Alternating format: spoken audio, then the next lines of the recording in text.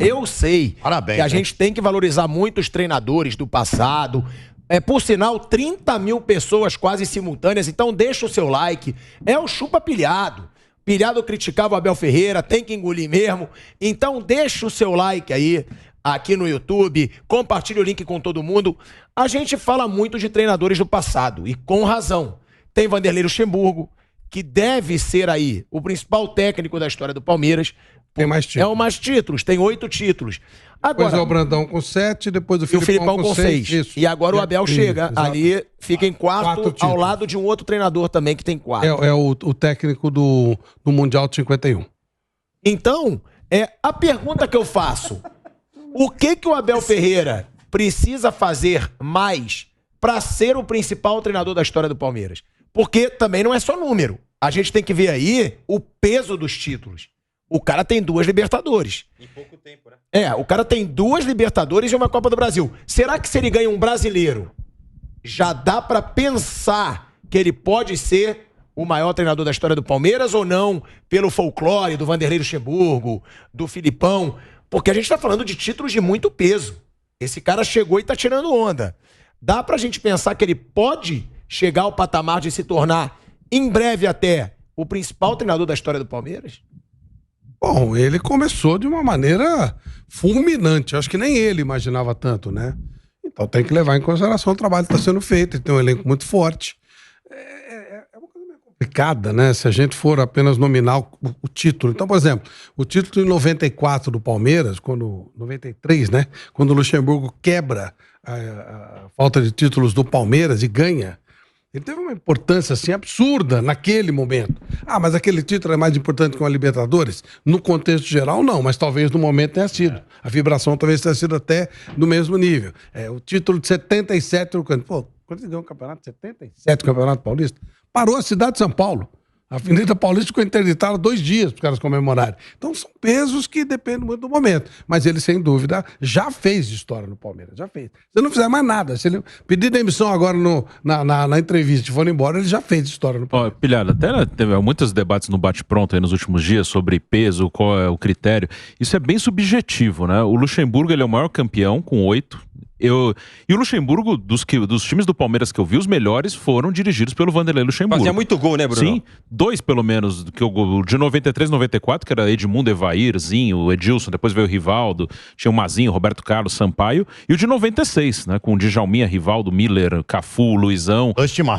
São os melhores times do Palmeiras que eu vi, né? Eu vi os times do Felipão também, eram muito vencedores. Os times do Felipão eram mais ou menos parecidos com esses do Abel, de estilo, né? Um time muito vencedor, duro de tomar gol, no mata-mata muito forte.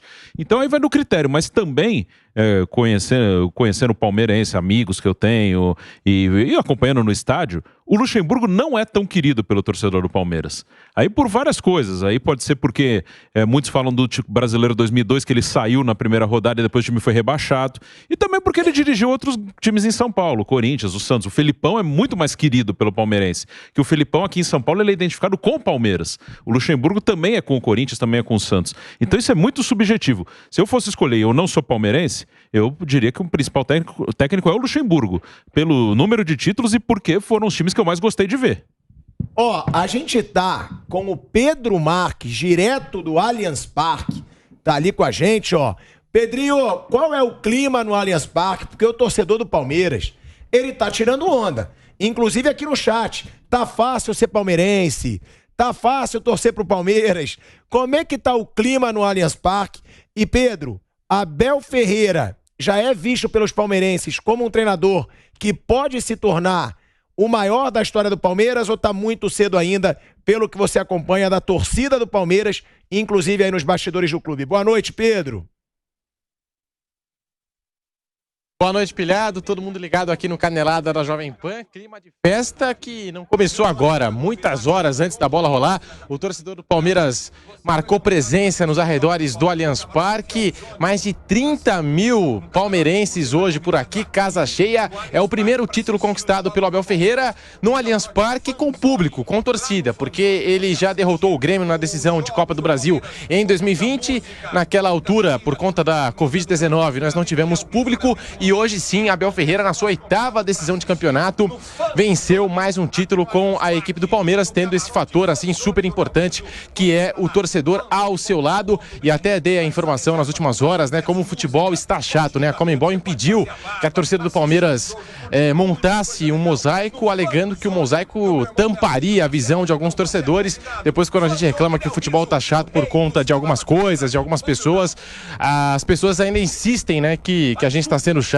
ou coisa do tipo. Em relação ao Abel Ferreira, uma marca interessante, viu, Pilhado? Ele se iguala agora a Felipão como técnico alviverde com o maior número de decisões internacionais. São 5 no total e também se torna o maior campeão internacional do Palmeiras com 3 títulos, superando o próprio Luiz Felipe Scolari, que tem 2 conquistas, e ele, Ventura Cambon, com um título que também está marcado na história da Sociedade Esportiva Palmeiras. E que estrela do Abel, hein? Colocou o Atuesta em campo, o colombiano dá o passe para o segundo gol, aquele que mata a parada a favor do Palmeiras.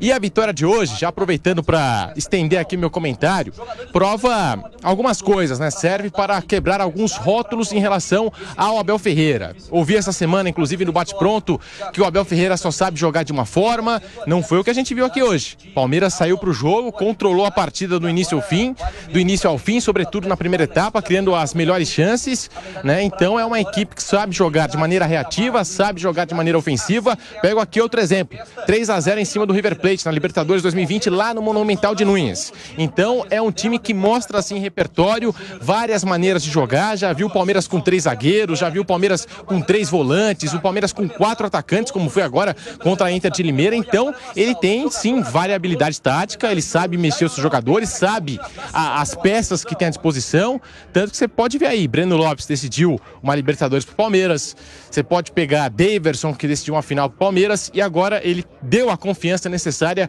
para o Atuesta entrar na partida. O Atuesta, que ainda está se adaptando ao futebol brasileiro, ele entrou e deu uma assistência precisa para o Danilo. Então é hora de quebrar alguns rótulos que algumas pessoas colocaram no Abel Ferreira, e ele levanta mais uma taça com a camisa do Palmeiras à frente do Verdão, Pilhado. Ou seja, o Pedro é um cara que ele é novo, só que a gente gosta disso aqui no Canelada, de quem tem personalidade.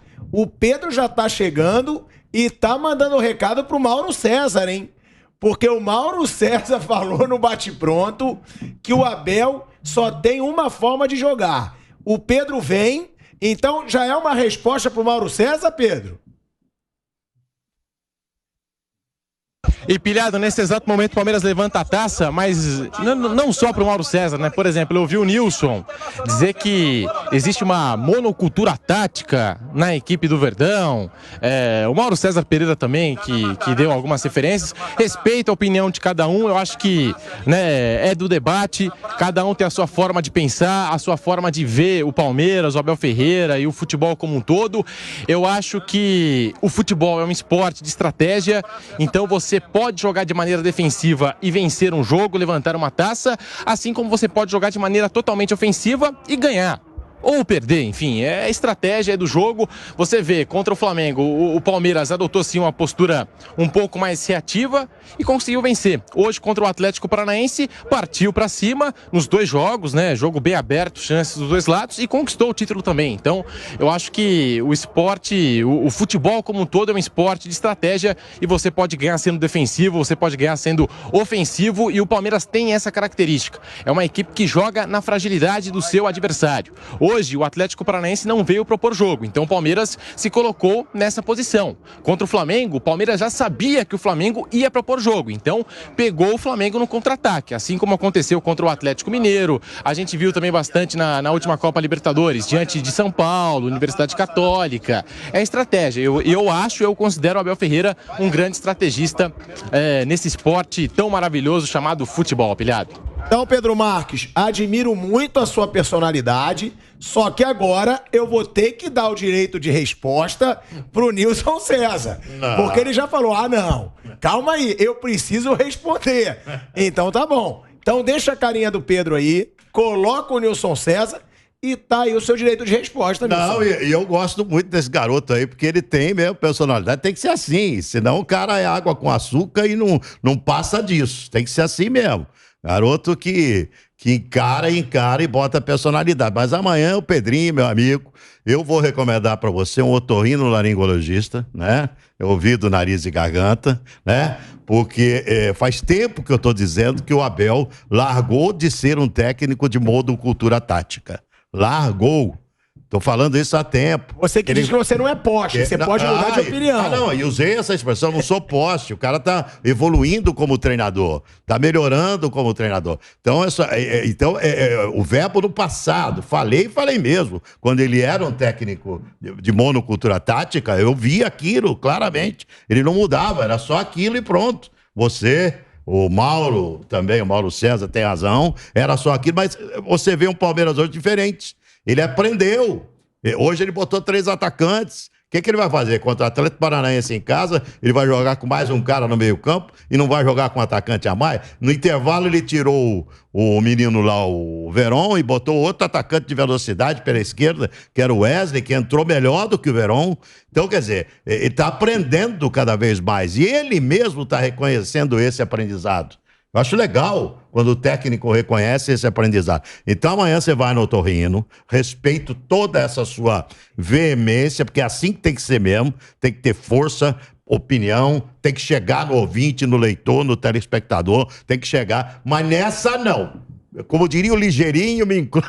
Agora, falecido, me inclua fora dessa. Agora, nessa eu não vou dar muito pra trás não, hein? Porque eu abri o programa aqui hoje dizendo chupa pilhado. Porque já critiquei muito o Abel Ferreira, critiquei o estilo de jogo. O cara tá melhor, sim, já critiquei muito o estilo de jogo dele. Hoje eu falo, o Abel Ferreira hoje jogou. O Palmeiras dominou o segundo tempo inteiro. O Palmeiras não deixou o Atlético Paranaense jogar. Agora, o Pedro também, quando ele fica muito grande, às vezes ele exagera. Contra o Flamengo, contra o Atlético Mineiro. Contra o Flamengo e contra o Atlético Mineiro, o Abel foi pior em campo. O Atlético Mineiro perdeu pênalti com o Hulk, perdeu chances, entregou um gol. Contra o Flamengo perdeu muitas chances e também entregou um gol. Eu acho o Abel sensacional. Agora, também acho que não dá pra exagerar. Deu um nó tático no Atlético. Deu um nó tático no Flamengo. Não. Ali eu não achei. Hoje, a evolução do Abel realmente existe. Mas também não é dizer que o Abel deu nó em todo mundo, que o Abel é um gênio, que aí também ele merece estátua. Merece estátua, na minha opinião. O cara... falei isso aqui hoje. O cara, pra mim, pode ser até o melhor técnico, o maior técnico da história do Palmeiras em breve. Agora, também, calma, Pedro, que contra o Atlético, contra o Flamengo, os outros times tiveram até mais chance pra decidir e não tiveram competência pra decidir, além de terem entregado jogadas o Nathan Silva e o Andreas Pereira. É o que eu não concordo muito. Deu nó tático. Calma, merece, foi campeão, mas também não foi, o Abel foi sensacional em todos os aspectos.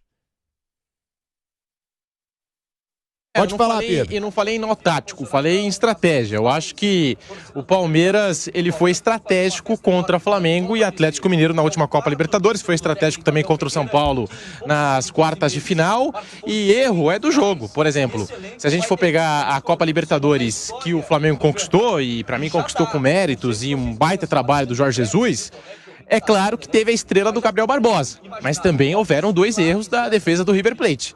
Então a gente vai desconsiderar o mérito do Flamengo? Não. E é isso que eu penso em relação ao Palmeiras. Se o adversário errou e ele acertou, se ele chegou uma vez na meta e fez o gol, e o outro não conseguiu fazer em 50 chutes, mérito do Palmeiras.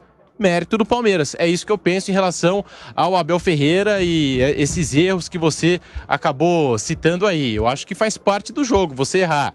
E o Palmeiras tem uma estrela tão grande, você percebe, por exemplo, no Mundial de Clubes. É claro que perdeu para o Chelsea, tá? Mas pegando o exemplo da semifinal contra o Al-Ahly, o Everton falha e o lance simplesmente não valia, né? Mas você vê a estrela do jogador, o Gustavo Gomes, uma decisão de Campeonato Paulista, ele faz o pênalti em cima do jogo, o Corinthians empata e nas penalidades o Palmeiras vai lá e vence do mesmo jeito. Então, esse time do Palmeiras tem uma estrela de outro planeta, podemos colocar dessa forma, e só queria destacar isso, é um elenco muito comprometido, eu acho que é o melhor dos últimos tempos, dos últimos anos. que dentro da sua proposta, dentro daquilo que pode oferecer, acaba desempenhando da melhor maneira possível, né? O plano que o torcedor costuma falar, que o Abel Ferreira tem um plano, não sei o quê, esse time se empenha pelo plano do Abel Ferreira, seja ele defensivo ou ofensivo, Pilhado. Agora, muito bom, né? Esse clima é muito bom. É por isso que eu falo, isso é o Canelada, isso é o bate-pronto. Eu morro, cara, eu gosto muito aqui com as mensagens do chat. É chupa pilhado. A discussão do torcedor é isso. E a gente tem essa ideia de trazer pra vocês uma discussão legal do torcedor. Não essa palhaçada que a gente vê em muita emissora aí, nem eu querendo dar aula de tática. É isso mesmo, chupa pilhado. Vamos pra resenha. Fala, Flávio Prado. O que você tem pra dizer? Informação. O Palmeiras, com essa conquista, ele ganhou 8 milhões e 200 mil reais. E com o vice-campeonato do mundo, ele ganhou 21 milhões. Portanto, só nesses últimos dias, o Palmeiras mordeu 30 milhões de reais. Ou seja, investir no futebol dá retorno, né? Títulos dão retorno. E o Atlético ficou com 4 milhões e 100 mil, que também é uma bela grana.